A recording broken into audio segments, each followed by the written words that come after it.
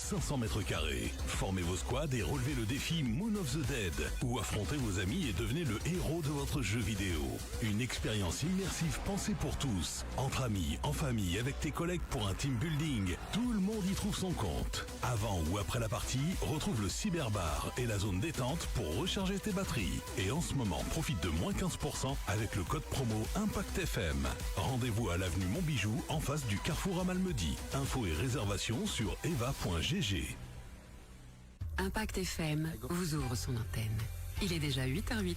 Dernier direct pour le 8h08 cette semaine. Nous allons évidemment, je vous l'ai dit à l'instant, parler de la nouvelle édition des Francopholies à Spa en 2026. On en parle avec le directeur des Francopholies, Johan Frédéric. Bonjour Johan. Bonjour Patrick. Alors bienvenue chez nous à ce 8h08. Johan, ça fait déjà, il faut bien le dire, 3 ans déjà que vous avez repris les rênes des Francopholies de Spa. Après un long mandat, 28 ans tout de même pour les fondateurs Charles Gardier et Jean Stephens.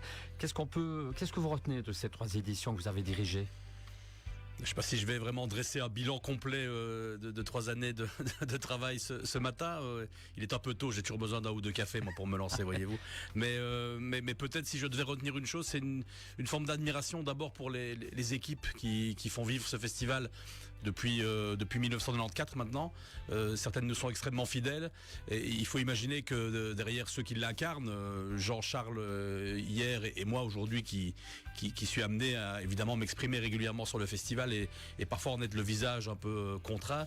Il y a des centaines de personnes qui se mobilisent pour faire vivre ce petit projet culturel qui mine de rien est devenu aujourd'hui un gros paquebot et qui a un vrai rayonnement aussi économique sur toute une région, tout un arrondissement. Et donc c'est beaucoup d'admiration d'abord pour ces gens de l'ombre souvent qui par leur travail et leur passion font vivre ce festival. Très bien. Alors, comment peut-on expliquer justement une telle longévité ? Les Francours sont l'un des plus anciens festivals de Fédération Wallonie-Bruxelles. Hein. Oui, on est effectivement des anciens maintenant. Hein. On partage cette longévité avec d'autres. Hein. En Belgique francophone, je pense au Festival de Dour et Couleur Café qui sont aussi nés à la fin des années 80, début des années 90. Alors, comment l'expliquer ? C'est toujours le public qui décide en réalité de la longévité d'un projet culturel. On constate en tout cas qu'il subsiste aujourd'hui une très grande fidélité du public par rapport à ce projet qui a su en même temps rester, me semble-t-il, fidèle à son projet originel qui était d'abord dans une région qui n'était pas traversée par une émulation culturelle et beaucoup de concerts. C'était la volonté des organisateurs de l'époque de dire on peut organiser des concerts en province, loin des grands centres urbains, loin de Bruxelles bien évidemment. Et donc cette volonté elle est restée fermée intacte, avec aussi la volonté bien évidemment d'exposer des artistes de la Fédération Wallonie-Bruxelles et de faire vivre au travers de la musique la langue qui est la nôtre, la langue française. Et donc ça c'est resté quelque chose qui a accompagné le projet depuis 1994 maintenant, auquel les gens sont très très attachés. Et on doit reconnaître que le public continue à répondre présent, avec évidemment des variables. Il y a des années il répond malheureusement un peu moins présent, d'autres extrêmement présents, mais en tout cas on constate et on se réjouit de voir qu'il subsiste une grande fidélité et c'est un rendez-vous qui est important dans l'agenda culturel de l'été pour beaucoup de nos concitoyens. On dit souvent que le festival a connu ses heures de gloire durant les 15-20 premières années et que depuis, alors le contexte général est plus difficile, il faut bien le dire. Comment est-ce qu'on explique cette évolution ? Alors des heures de gloire, depuis 30 ans le festival a connu des hauts et des bas, c'est très clair, c'est une espèce de montagne russe permanente quand on organise un événement culturel, et ceux qui en organisent parmi vos auditeurs qui nous écoutent le savent. On connaît des années parfois fastes, des années plus compliquées. Effectivement l'année passée c'était une année certainement plus compliquée, on ne s'en est jamais caché, mais cependant le festival reste, je dirais, continue à avoir ce travail de fond et reste un rendez-vous important, mais qui doit faire face, vous le dites, à un contexte d'abord économique. On n'est pas dans un contexte particulièrement facile. On n'a pas tellement envie de rire quand on ouvre aujourd'hui aussi sa télévision, qu'on regarde les infos. C'est pas un contexte qui invite vraiment, à la consommation et au relâchement, notamment au travers de produits culturels. Et puis un contexte aussi concurrentiel. on fait souvent part du fait qu'il y a beaucoup trop de festivals en Fédération Wallonie-Bruxelles. C'est vrai, il y a un secteur concurrentiel aujourd'hui qui n'est plus le même qu'en 1994. On était quelques-uns aujourd'hui. Je dirais pas que chaque village a son festival, mais en tout cas, on a vraiment une offre importante. Mais ce qui est vraiment, me semble-t-il, important aujourd'hui en termes d'offres, c'est vraiment une offre de loisirs qui est très importante. On peut faire 1000 choses, en particulier l'été. Je suis avec les Francopholies, en même temps concurrent sans doute d'autres festivals à Ronquière, à Namur ou ailleurs, mais j'ai aussi pour concurrence des rendez-vous folkloriques, des fêtes de village, le championnat de football, le vol Ryanair à 30 € qui vous emmène sur une plage au soleil. Donc toute cette offre de loisirs aujourd'hui fait que les gens font des choix avec parfois des moyens qui sont de plus en plus limités. Et donc dans ce contexte-là, il faut pouvoir trouver des manières de continuer à être pertinent et à donner envie au public de répondre présent. C'est comme ça qu'on peut expliquer la situation de l'année dernière. Année anniversaire, 30e édition, mais qui a moins bien fonctionné que les autres années. Alors l'année passée c'était la 30e édition, il y a 2 ans c'était le 30e anniversaire effectivement, ouais. mais c'était une année un peu plus compliquée. On avait malgré tout des raisons de se réjouir parce qu'on avait réussi à reconnecter notamment avec un public plus jeune. On a besoin quand on propose un projet culturel comme le nôtre de continuer à renouveler le public qui avait 40 ans en 1994, on a aujourd'hui plus de 70, n'a plus forcément envie de se confronter aux contraintes d'un festival, et donc on a besoin quand on organise un événement plein air de continuer à renouveler le public. On y est parvenu d'une certaine manière avec un beau rajeunissement de la cible. Cependant, il ne s'agit pas de faire des Francopholies demain un festival qui s'adresserait uniquement aux jeunes avec des musiques qui leur correspondent. Le projet Spadois a toujours été, je dirais par nature, un projet qui avait l'ambition de s'adresser à tout le monde, d'être transgénérationnel et de réunir les gens autour de musique qu'ils aiment pour vivre un moment de vivre ensemble vraiment très très pertinent. C'est ça. Johan, comment fait-on aujourd'hui justement pour concilier impératifs financiers, exigences artistiques bien sûr, les attentes du public dans ce contexte où les coûts explosent, les cachets, la technique, la sécurité et plein d'autres choses encore? Vous avez décidé de me mettre un coup sur la tête le matin en me rappelant la difficulté de la tâche qui est la nôtre. Merci Patrick. Vous voulez un deuxième café, c'est ça? Un troisième. Non, c'est effectivement une gageure. C'est une gageure, mais c'est ce qui nous anime au quotidien avec l'ensemble des équipes. Vous l'avez dit. On est dans un secteur très compliqué où économiquement, qui reste économiquement fragile parce que on est soumis à toute une série d'aléas. Il y a une très très grande volatilité du public. Je l'ai dit. Simplement, on a en tout cas nous fait le choix de plutôt que de se mettre dans un coin en position latérale de sécurité et de se mettre à pleurer parce on était sorti d'une édition un peu plus compliquée. On a fait le choix de réfléchir à la manière dont on allait composer nos offres pour 2026 et à, si pas réinventer le festival, en tout cas proposer une nouvelle approche pour les Francopholies. Et c'est c'est là-dessus qu'on a communiqué. Et j'imagine que c'est aussi l'objet de votre invitation charmante ce matin, c'est de pouvoir expliquer ce qu'on va faire en 2026 parce que on a effectivement fait le constat qu'on arrivait certainement au bout d'un cycle avec le modèle et avec la manière dont on proposait nos offres jusqu'à présent. C'est ça. Pour l'édition justement 2026, l'année prochaine, vous avez d'abord été confronté à l'obligation de changer de date, ce qui est une première, il faut bien le dire, pour le festival. Historiquement, le festival a toujours été effectivement, je dirais, organisé autour du 21 juillet, qui était la fête nationale. Ici, on a dû prendre acte du calendrier mondial de la Formule 1. On a été d'ailleurs extrêmement bien traité par les équipes du Grand Prix de Formule 1 de Belgique qui ont pris le soin de nous prévenir bien en amont. Donc on n'a pas été surpris de découvrir le calendrier de la F1 et on se doute bien que dans le espèce de barnum géopolitique presque de la F1 avec des calendriers qui sont extrêmement complexes, on ne faisait pas évidemment le poids à ce niveau-là. On est une petite kermesse locale par rapport à la Formule 1 et donc on a décidé de décaler les dates effectivement du 24 au 26 juillet, en réalité du 20 au 26 juillet puisque le festival va durer près d'une semaine désormais et je pense que ça peut être aussi une belle opportunité de tester une nouvelle date. Voilà, je n'ai pas de crainte par rapport à ça. On reste au cœur de l'été, on reste évidemment, on l'espère, sous le soleil estival. Pas de souci. Et outre ce changement de date, vous avez également, et c'est pour cela que vous êtes là ce matin, souhaité insuffler un véritable renouveau au festival, proposer une nouvelle formule que vous avez baptisée Nouvelle Vague. Ça consiste en quoi ce nouveau concept? Racontez-nous. Alors je vais essayer de vous le raconter de manière claire et contrainte en termes de temps, parce qu'il y a beaucoup de choses à dire, mais je vais essayer d'aller straight to the point, comme on le dit en anglais, concis. Oui.